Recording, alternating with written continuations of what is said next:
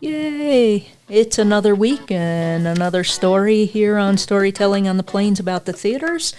We've been hyping up that it's a six-parter. It's now saying it's after Christmas, thank God. Yes. It's almost 2026. Our six-parter is now going to be an eight-parter, and hopefully it sticks that way.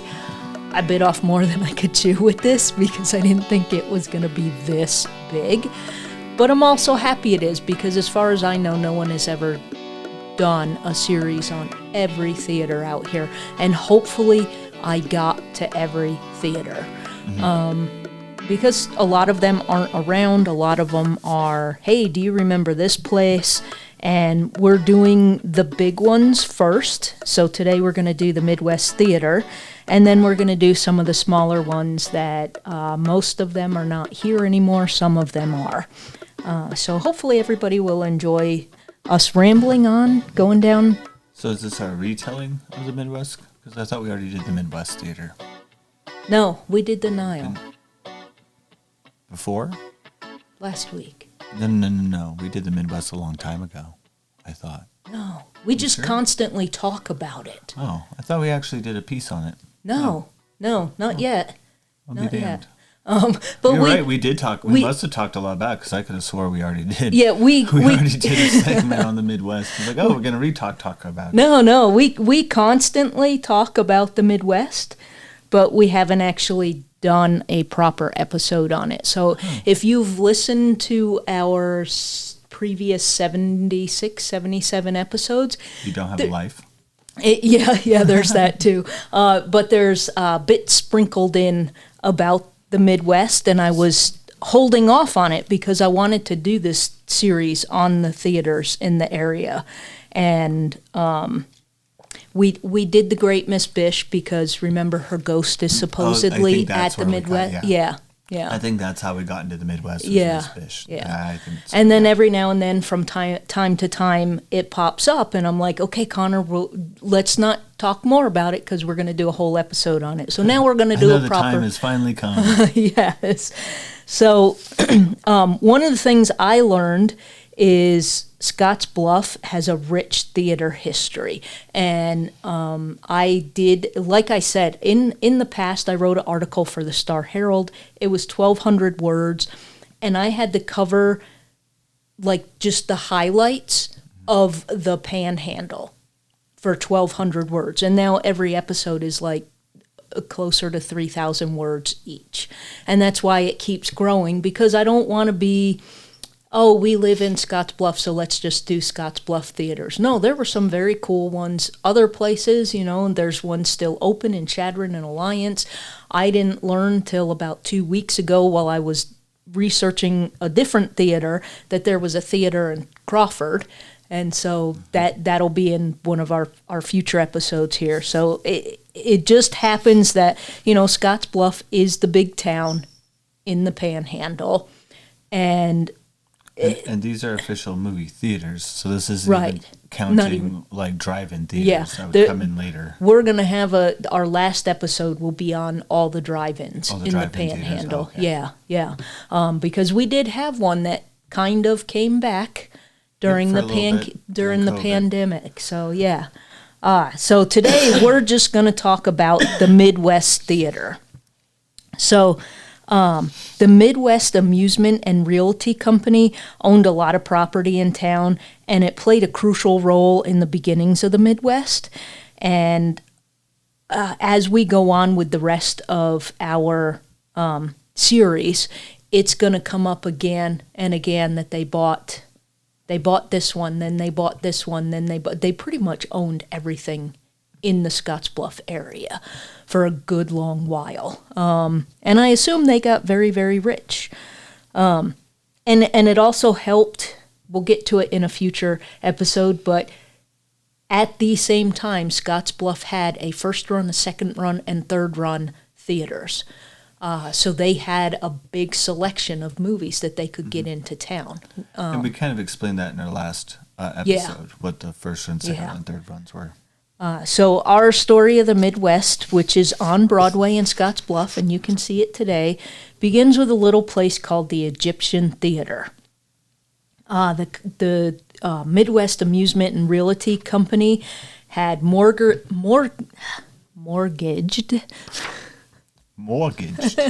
See, that New York's coming out. Yeah. It started coming out, and I'm like, wait, gotta fix that. And then I made it worse.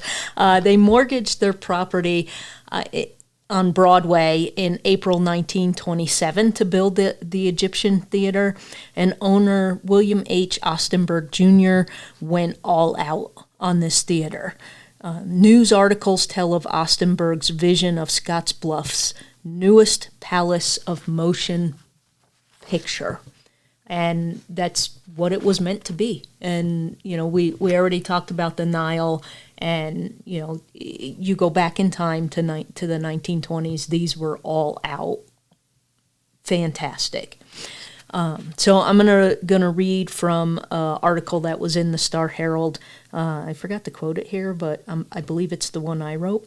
The interior design by Dick Dixon of Denver was finished with an Egyptian motif, including Egyptian queens for smoking urns and pharaoh's chariots for chandeliers. It was equipped with a specially designed and factory-built 3-manual horse show console, Mar Colton Supremacy organ. It had a children's nursery where mothers could view the show while comfortably seated behind a large plate glass window, and smoking lounges for fathers to smoke an after-dinner cigar. A similar nursery exists today at the Nile Theater in Mitchell, and I've been in that one at the Nile. It just looks like it's just a room, but yeah, but it's closed off. Yeah. So if you have babies that are screaming or is that you can't access it today, but yes. Yeah. So at the time, like, mothers could go and they could watch the movie too while their kids are in the soundproof room screaming. That's actually kind of a clever idea. Yeah. That's the worst thing about movies, is that screaming kid that won't shut up. Yeah. And if you hit them, they call the cops. Irene. No. I got a plain story about I didn't hit the kid. I didn't hit the kid that hard. No. I just grabbed his leg and I was like, if you kick my seat one more time, I'm yanking this off your body. Because the mom wouldn't listen to me.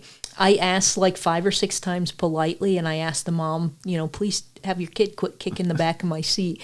And I finally reached around, grabbed his leg, and just pulled him down enough. And I just said, if you kick my seat again, I'm taking your leg and you will no longer have it. And he stopped kicking my seat.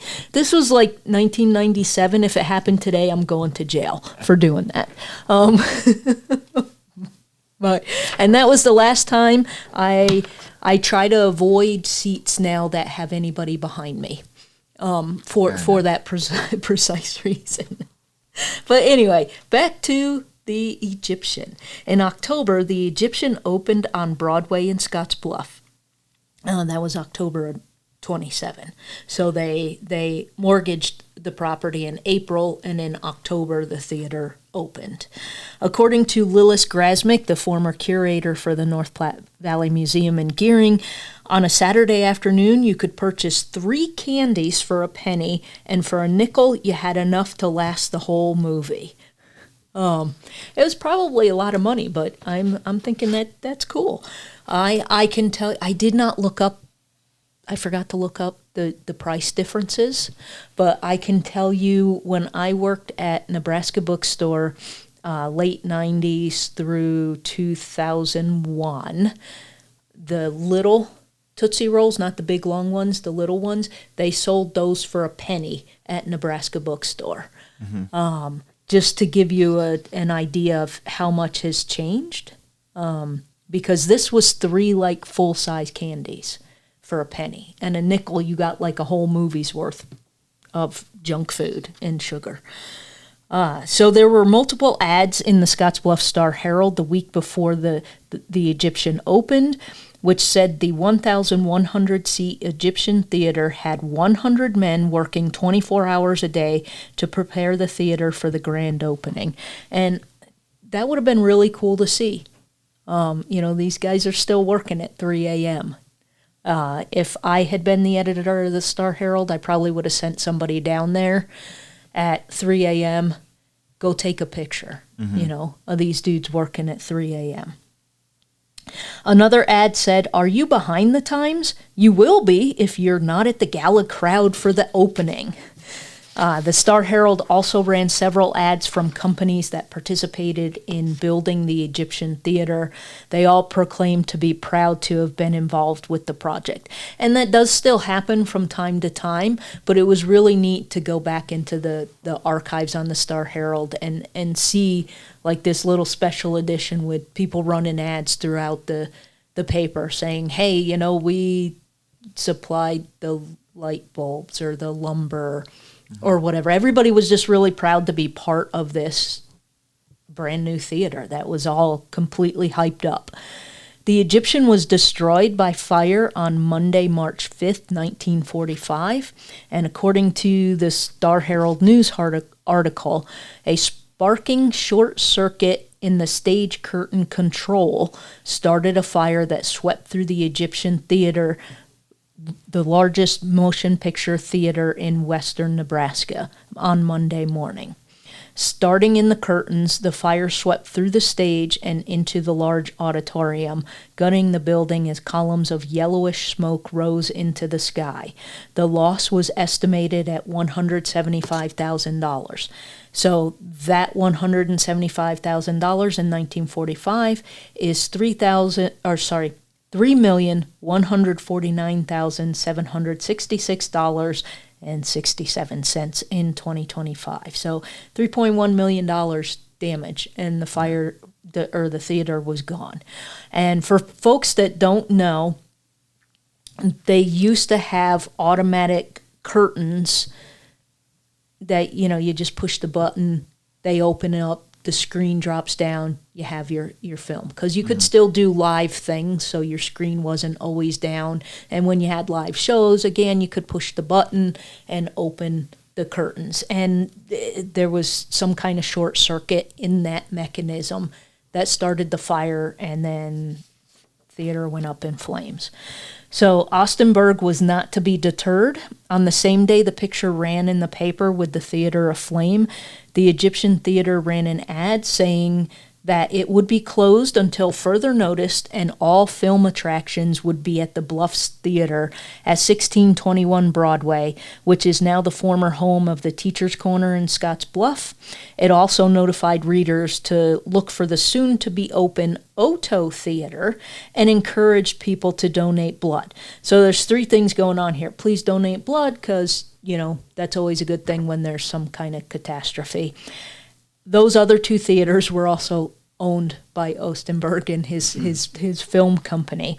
And so the folks at the Cinema Treasures website also found this neat little tidbit about the theater. The projectionist at the Egyptian took the films out of the venue before it was a total loss, and that night had the Egyptians' booking of Rita Hayworth in Tonight and Every Night, supported by the March of Time short, The Unknown Battle at the Bluffs. So the projectionist was able to get into the theater, grab the films before they went up in smoke as well, and they took them over to the Bluffs Theater and showed them over at the Bluffs, which I thought was kind of cool. I also don't know insurance-wise, does insurance cover it? Do you owe the film company for the film? Because you normally get, it's different today, but with reels of film, you show the film for X number of days, then you pack it up and you mail it back to the film company. Yeah, I don't know how they did it back then. So I don't know if insurance would pay for the destroyed film or, how it worked. But I thought it was kind of neat that those folks were able to dig that bit of info up. That's kind of cool. So Austenberg decided to build a new, more grand theater on its ashes. Although the Egyptian theme was popular in the 1920s due to the discovery of King Tut, the post-war period was more opulent, and Austenberg didn't want to rebuild the same theme. If you look around the country to theaters, built around the same time as the Egyptian. They have similar themes due to the popularity of the discovery of King Tut, like the Nile in Mitchell, and the popularity of opulence in the post-war period. We're talking World War I. I had the privilege of going under the balcony at the Midwest Theater to a space where you can see some of the remnants of the Egyptian, and I wish I had gotten more of those. The previous executive director, who had been there like 20 years, he took me under there. It was very, very cool. But the pictures I have of it were published in the Star-Herald, so technically those photos belong to the Star-Herald, and I can't use them because of copyright issues.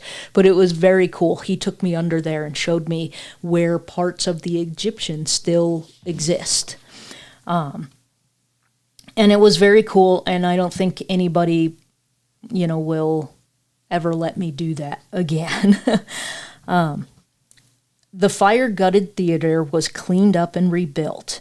Charles D. Strong, a prominent Denver, Colorado architect, was hired to draw the design plans for the new theater. Strong designed the theater in the modern style, and it was built by the Artmore Contracting Company. And you can find way more details about the Midwest, because we're going to get to it eventually here today.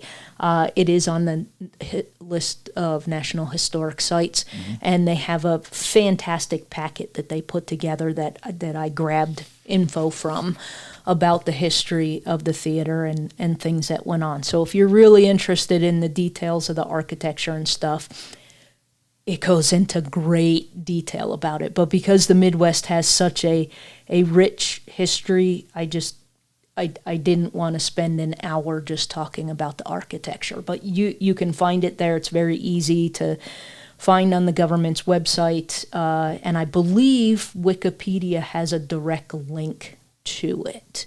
And I downloaded the PDF as well, so I have a copy of it. It took just over a year to be ready, but the Midwest Theater was born from the ashes of the Egyptian on May 3rd, 1946. There was a lot of fanfare for its opening as well. The Scottsbluff Star-Herald published an 8-page Midwest Theater edition on Wednesday, May 1st, 1946. I could tell you that well, first of all, it's really neat looking through those old newspapers and the little special sections. But we're in 2025, and even 10 years ago, when I had written an article on the Midwest, those special sections that were in the paper, nothing changed in the 60, 70 years since this special section was out. And it's basically folks at the newspaper call, hey, we're doing a special section. Our reporters are writing stories about the Midwest. Would you like to buy an ad? And then they're basically buying an ad saying, yeah, the Midwest is cool, or we helped, our electricians helped put the electrical lines in or whatever. And it's a way to drum up money and to be proud of this little thing that you did in town. So former executive director Billy Estes had researched the fire and discovered Tonight and Every Night with Rita Hayworth was playing at the Egyptian at the fire. So he was the one who found that was the movie that was being played, but he didn't, I don't know if he didn't know or he just didn't mention it, that they took that movie over to the Bluffs Theater. The Midwest opened with Gilda on May 3rd, also a Rita Hayworth film. And I'm guessing that they probably did that on purpose, because the more I've learned about theaters, they do things like this. Hey, we were supposed to be showing this Rita Hayworth film and our theater burned down. We rebuilt it. Here's this other Rita Hayworth film. Here's another Rita Hayworth film for your troubles.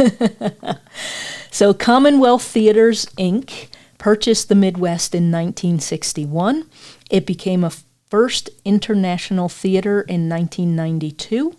The company also built the Cinema 6 at the Monument Mall, which opened September 13th, 1996. The final film showed at the Midwest was on September 12, 1996.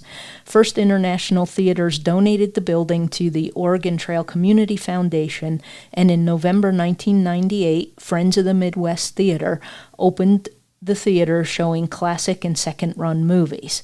Friends of the Midwest opened Thanksgiving weekend with 3 holiday classics for 3 weeks: Home Alone, followed by Prancer, and Miracle on 34th Street. And I could tell you Friends of the Midwest is still the organization that runs the Midwest. It's I can't remember if it's nonprofit or not-for-profit. I believe it's a 501c3 corporation, but it's entirely run by donations, and it seems to be still doing well. I mean, what you see today in Scottsbluff is pretty much the same configuration as it was on the day that it had opened, other than a few cosmetic changes to the interior lobby and foyer during the 1970s.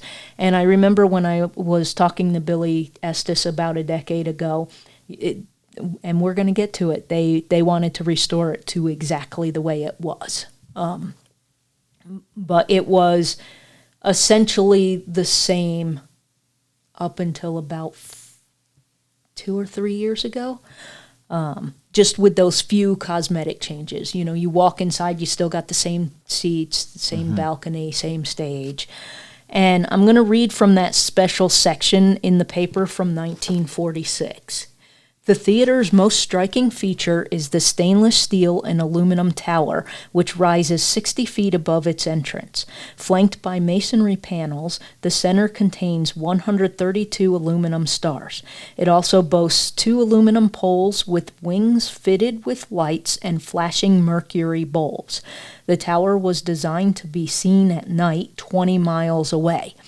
That's a lot harder to do today because there's more buildings in town, but if you go back to 1946, you probably could see it from 20 miles away. Well, I also think there was ordinance put in to, like, you couldn't have those as bright bulbs. You couldn't blink and shine them like that because as structures came in, people got a little annoyed. Yeah. And I can tell you that diagonally from my house, and I'm giving away where I live right now, is Perkins on the other side of the highway. And if you look out the window and stare at Perkins, it's lit up like a Christmas tree. Mm-hmm. But it doesn't reach into my windows. It's not a problem at night because of the different design of the bulbs. Maybe back in 46 it would have. Of course, that was a field back in 46, and my house was built in 97. So, well, it's interesting. Flanked by masonry panels, two poles with 132 aluminum stars. I didn't know that those were stars. They look like 2 old-fashioned maces from medieval times. Yes. That you're about to bash someone over the head with. And even as a kid, I had no idea why they would do that. Yeah. Back in the day, it's like, what is that supposed to be? Oh, there's stars. Oh, okay. Okay. If you say so. Yeah. It didn't ring a bell for me either. And I remember one time when I was down doing some whatever story with the Midwest, I was talking to Billy, and there was a spate of tasteful graffiti around town. One of the buildings, someone had spray painted a UFO, like way up top on the side of the building. And if I remember correctly, on the side of the Midwest, someone had painted a bear. And I took a picture of it. It never ran in the paper. And I just drove around town taking pictures of this graffiti just in case. And I remember Billy being a bit annoyed because he's like, now I got to hire somebody to take that off. Because he wasn't going to go do it. It's very interesting how our acceptance of graffiti has changed over the generations. As long as it's good art, as long as it's good, people don't take it down anymore. Yeah, they just kind of encourage it. Yeah, especially like Scottsbluff finally started doing that. Started making huge murals down by the Midwest on the walls and stuff, and I think that's pretty neat. Yeah, I think so too. And I don't know whatever happened in New York City, but if you take the train to go out to see the Mets play baseball, there's a spot on the left side that you go by. It's this big building, and it's completely covered in graffiti, and it was basically the city said, put put your crap there instead of elsewhere. And it was cool because every time I went to see a Mets game, it was slightly different, and you could see it. And at one point, this was a little more than a decade ago, and they were going to repaint it or demolish the building or something, and there was a lot of pushback in the city, and I lost track of the story, so I don't know whatever happened to it. But it was really neat because you could drive by and see different things, because it was a case of, you might do your graffiti in this spot, and then a year later somebody comes and covers it up with their thing. So it was neat, but yeah. They still have a graffiti alley in Rapid City, South Dakota. Yeah, you can ever go down there. It's just an alleyway. It's about a whole block alleyway. Yeah. But you're allowed to graffiti back in there, and it is just covered. And it's really cool to go back there and see it. And a lot of it is really, really good. Well, it's where you can practice. Yeah, that's what's great. Especially those large scale kinds of stuff. You don't get your practice any other way unless you do it illegally. So. Exactly. The Midwest Theater at 1707 Broadway in Scottsbluff was listed on the National Register of Historic Places in 1997. And I want to read to you part of the application so you can get a better image of your head of what the Midwest looks like. The theater is constructed of brick on a 140-foot by 50-foot reinforced concrete foundation and basement. The wooden roof deck is covered with an asphalt composition roofing material and is structurally supported by wood joists. The first level of the primary facade features glazed masonry panels, two aluminum movie poster cases, 4 aluminum framed glass doors in the south main entry exit, and an aluminum framed glass door in the north service entrance. Fenestration consists of a 3-window bay placed in the center of the building. A horizontal 50-foot by 3-foot illuminated marquee is positioned 8 feet above the sidewalk surface. Directly above the marquee is a 50-foot by 11-foot aluminum canopy extending horizontally from the building toward the street. The canopy features 3 horizontal bands of neon lights. Mounted on the ends of the canopy are 2 9-foot by 9-foot illuminated marquees. The canopy also supports decorative scrolls and the theater's name outlined in neon lights. The second level of the building is covered with ivory-colored stucco. The rear facade is brick and features 2 steel emergency doors leading from the theater's interior to a utility service alley. The most striking feature of the primary facade is a stainless steel and aluminum tower extending 60 feet above the theater's entrance. The 15-foot wide tower is flanked by glazed masonry panels. The vertical center of the tower contains 132 pressed aluminum stars backed by 68 spotlights operated by an electric flasher system. Extending from the top of the tower's 2 aluminum poles are 2 stylized wings outlined with neon lights and 2 starburst spheres with flashing mercury bulbs. The lighted tower is designed to be seen at night for a radius of 20 miles. Modernistic style is also found in the interior design elements of the theater. The lobby exhibits very smooth lines, visually softened by curved walls and the glow of indirect lighting. The lobby's coffered ceilings are irregular shaped, suggesting a cloud formation or an atmospheric detail. On the right side of the lobby is the box office, 2 aluminum movie poster cases, and ribbed aluminum columns. The refreshment counter is placed on the left side of the lobby and is framed with decorative plaster scrolls.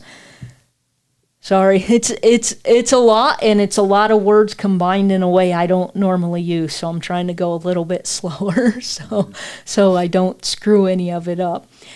Adjacent to the lobby is a large foyer providing access to the auditorium, restrooms, manager's office, and the balcony stairways.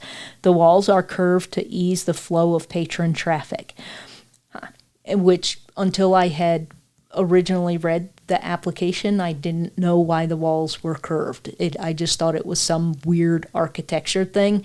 But then when I learned that it was to get people moving through the place, I was like, oh my God, that makes sense.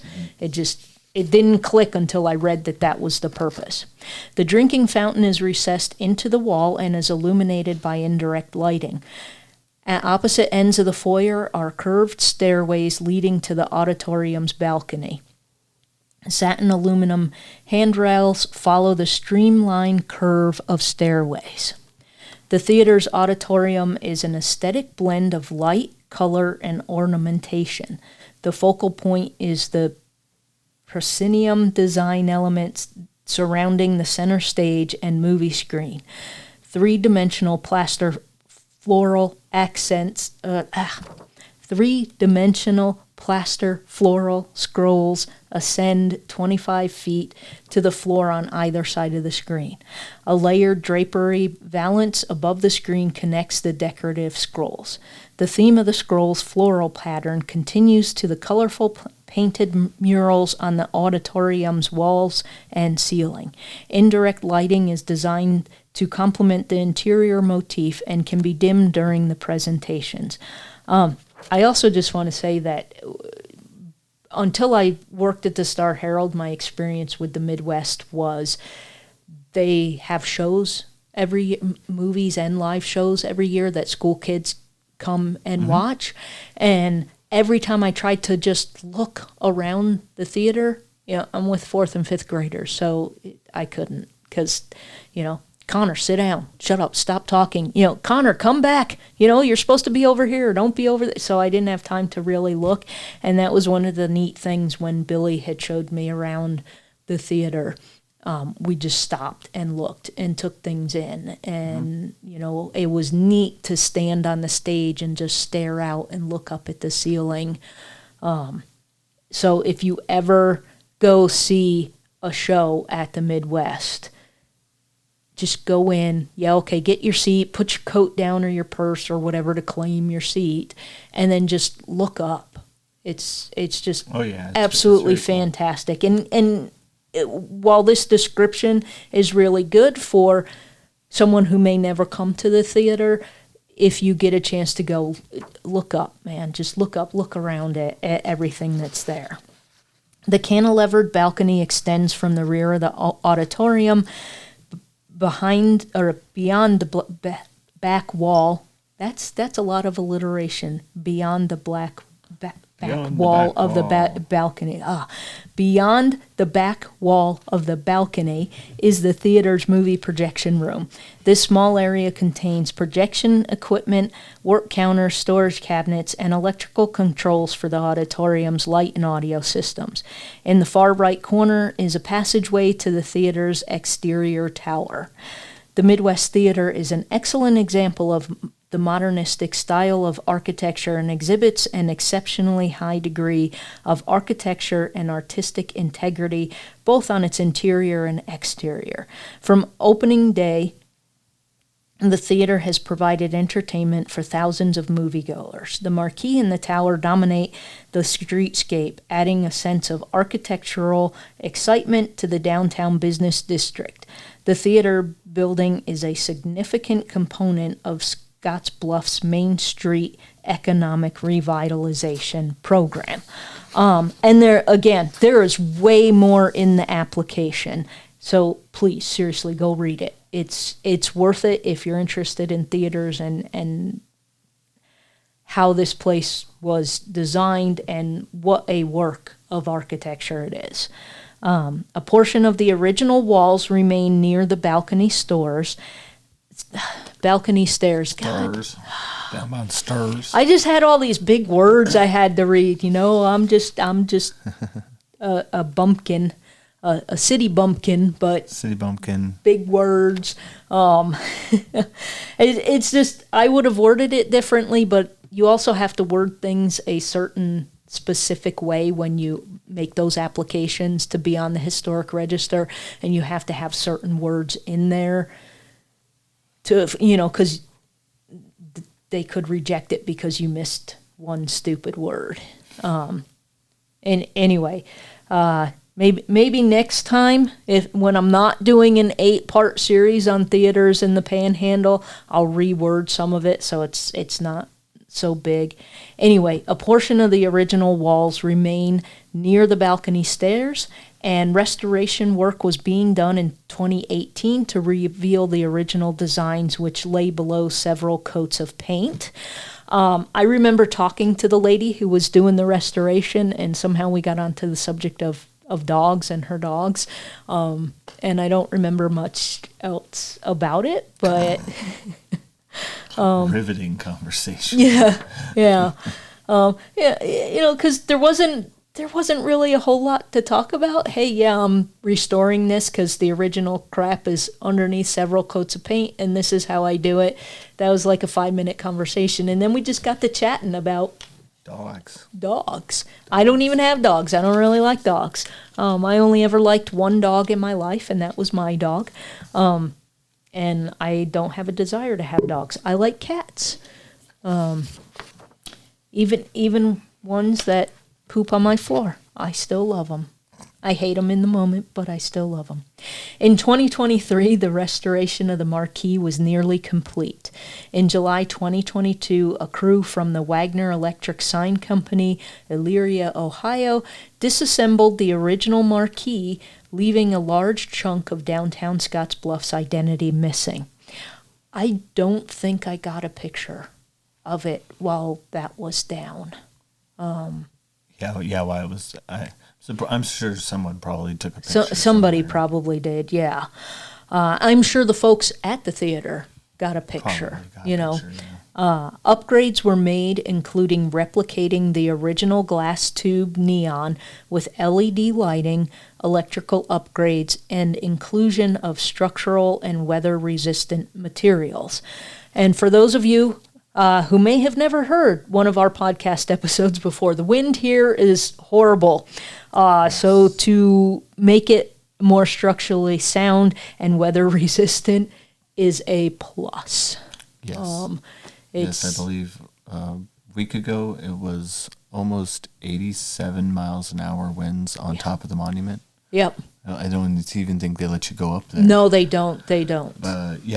Yeah, it's been pretty nasty. And then, of course, you have hail. Yeah. And we haven't got a really nasty hailstorm in a while. So I'm nowhere due.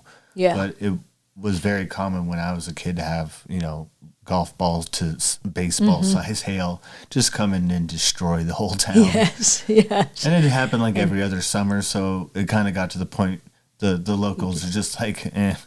Yeah. It's just hail. Go inside. You don't want to die from getting hit with a baseball size hail. Well, the car companies were the first to learn. They were the first because one summer you suddenly saw all the car dealerships in town start getting the roofs put on. Yes. Or the little bunkers you can drive under. That was really funny because it was almost simultaneously. They all came up at the same time. I remember, so I moved here in 2007. I'm not sure what year it was. I want to say 2010 or 11. I was working at Gearing Junior High, and one of the teachers had a baseball-sized hail go through her rear window. Yep. And when I moved here, the car dealership that was across the street from the sugar factory didn't have those canopies. And that's right, yeah. And they got hit mercilessly. We had 3 or 4 hailstorms, I think, that year. And then their little canopies went up. And I'm like, yep, that's probably a good investment. Good to do that. I'm very thankful I have a garage now. But the last few years, the hail has been more like double the size of a pea. So yeah, it hasn't really been bad. I haven't really seen I haven't really even seen golf ball size ones in a couple of years. Knock on wood. Yeah. Now that I say it, next summer we're going to get a ton. So sorry for jinxing everybody. That's my bad. So that got us way off track, but it makes sense why they wanted to do weather-resistant stuff, because it has increasingly got worse, and it does cost a lot of money to constantly replace that stuff. Yeah, and this sign is really, really complex. It's a complicated sign. It's not like a billboard. Yeah. It has a lot of curves and a lot of shapes and a lot of things that kind of stick out in weird ways. So, yeah, absolutely. Yeah, and it's neat that they're replicating the original with more cost-effective stuff, and weather-resistant stuff. So the interior painting was finished, a new terrazzo flooring was installed, and the original sidewalk was restored. I can't remember. I want to say it was like a whole year that part of the sidewalk was blocked off because they were restoring the original sidewalk that was out there. Yes. Which is really neat, because when I moved here, it's just your basic concrete sidewalk. I had no idea there was this ornate stuff there when it had opened, and I think it took them about a year to get that done, and it looks really neat. And I don't think I have pictures of it. I need to go down and take some pictures of that and show it to folks. It's because maybe one day we'll do video of this, and then I can show video of this is what it looks like. The Midwest is a place for the entire community, and it was the community support that helped make it possible to raise the majority of the money needed for this several year-long project. It started in 2018, and I think it was 24 when it was finally finished. While the Midwest still has reel-to-reel in their projection room, the theater was converted to digital in July 2013. At the time, the board decided they wanted to keep reels to allow for a variety in choice when picking a movie to show at the Midwest. The last time I was in there was 2019, and there was still reel-to-reel there. I would imagine they still have it. I don't know, but I would imagine they have it. At the time, they had both digital and the reels. Transitioning from a physical print to a digital print was huge for the theater, and we discussed that last time in the Nile episode, just how expensive it is. Very expensive. Each film studio is different in their booking plans, and each one classifies the Midwest differently, and that affects whether the theater can have access to a movie. So we talked a little bit about this in our previous episode, but I'm going to go into detail now about it. There are 3 main classifications: first run, second run, and discount house. Each film studio, so MGM, Paramount, each film studio, has their own fee structure for each classification. Sometimes, if a movie is doing well, the studio will not let it run in another classification, even if the theater is willing to pay whatever the associated fees may be. So you get, let's just say, for example, new Star Wars movie comes out, it's doing gangbusters, it's a first-run movie, and the Midwest says, yeah, we're a second-run theater, but we'll pay that extra money to have it in our place. A studio can still just go, yeah, no, and then you don't get it. Sometimes you can. It just depends on the studio, and everyone is different. So you can't even just say, okay, we're a second-run theater, we get all the second-run films, because it doesn't always happen that way. But the best you can do is try, and sometimes you get it. I know I saw Absolutely Fabulous at the Midwest. I love that TV show. It got me through some really hard times. I watched it on PBS, and then I bought all the DVDs. And I had actually asked Billy if they were going to show it, and he said he wasn't sure if he could get it because it was still considered first run, and they did get it, and nice. I went to see it, and I was very happy that I was able to see it in town and support the Midwest.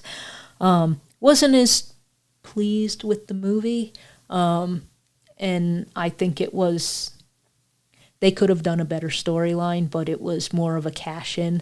And at that point in time, you know, AbFab had been running for 30 years. And yeah, that's a whole other story about for another time. That will never be a podcast unless we just sit around and talk movies. But it was really neat because it was considered, it was at the tail end of its first run. And because not a lot of people know what AbFab is in the U.S., he was able to get the movie.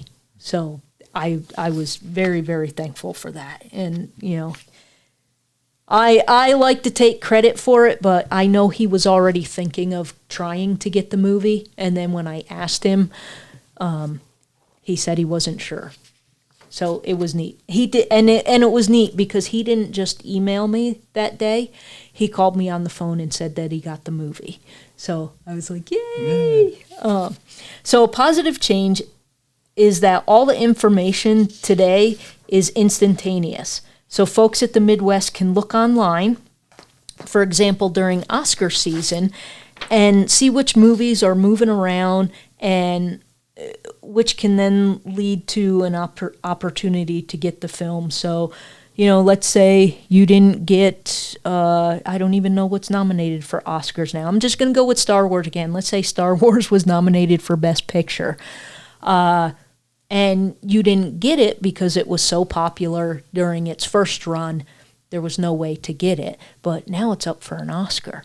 So you can see instantly what is up for an Oscar, and you can just click a couple of buttons and say, hey, we want the movie, and hopefully get it. So that's a thing that has changed.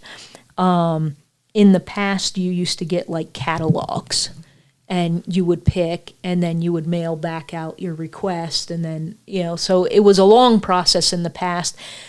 Now it could also just be where you're sitting around talking and saying, hey, you know, do you remember watching Gentle Ben and Grizzly Adams back in the 70s in the theater? I wonder if anybody has that. You can literally go onto your studios, and if they have a copy of it, just be like, yep, I want it, and get it. So that's a huge difference from the past. Today, the Midwest has a mixed variety of programming, live and film, which still entertains crowds. The film programming is second-run entertainment film and first-run art house and festival content. In 2018, there were more than 240 events booked at the Midwest. And that's a lot of shows. When you consider there's 365 days in the year, you had 240 events booked. They've done remarkably well, and the community does support the theater big time, which is also awesome. So one of the cool things I remember about talking with Billy Estes, who's now the former director at the Midwest, was a bit about the silent film era. In student films, there were live student films in Jesus, Connor, I can't even read what I write. In the silent film era, there were live orchestras below the film, so you had the screen come down and the picture showed, but there was no sound. So you had a live orchestra in a pit area, and that went with the film. And the Midwest it's built like that. There's plenty of room for the orchestra. So I don't remember what year it was. I think it was 2017 or 2018. I can't remember when. Billy had arranged for some kids to come to the theater and see a silent film. And it was from one of the local schools. A bunch of kids came. So the kids were all confused because they weren't sure if they were seeing a film or a concert. You know, they come in and they see all the chairs and the music stands and stuff lined up for an orchestra. And some of them were like, I thought we were watching a movie. So they were confused. So Billy described silent films to me as more magical than he had imagined, and he got to see it live, how it works. he said he even felt that he experienced the unexpected. Back then, cinema was about the reaction and emotion. So the children practiced things like booing before the film began and told them it's okay to boo, because normally you're not supposed to in the I don't know, I guess you can boo if there's something bad in a I've been in theaters where people scream, laugh, holler, what's wrong with you? Why are you going in there? The killer's in there. I've experienced it all. So I guess as adults, we feel free to still yell at the screen. But these kids, they're taught not to do that. So he went through and explained to the kids how it worked. And of course, the kids really got into it. So I thought that was really cool. Billy thought it was really cool. And he got to experience what a silent film was like. So more than 100 years removed from when silent movies were popular, these kids still loved it. They're modern kids. They got their cell phones. They're used to big, loud explosions at the theaters. They got silent films, and they absolutely enjoyed it. And to me, that's what film does. It brings us together with joy and laughter, sometimes with tears, depending on the movies. And because the community wanted to keep this theater, not just because it's a historic building, but because it could still serve the community in a different capacity, it still brings people together with joy and laughter. And I just thought that was a really neat thing that had happened one time in our lifetime. And I wish I had been there to be able to experience a silent film, because the silent films I have seen, the biggest one was Nosferatu. That's a popular one. Yeah. And I... No, it's not. I can't remember the name of the other one. That's the biggest one I've seen. I've just seen it on my TV.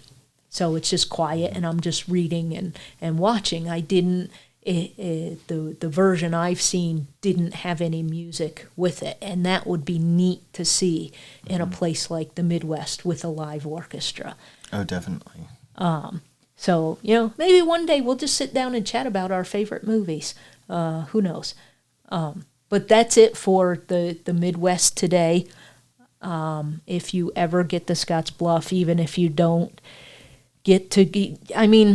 when you go in their main door there on the west side, there's a staircase right up to the office.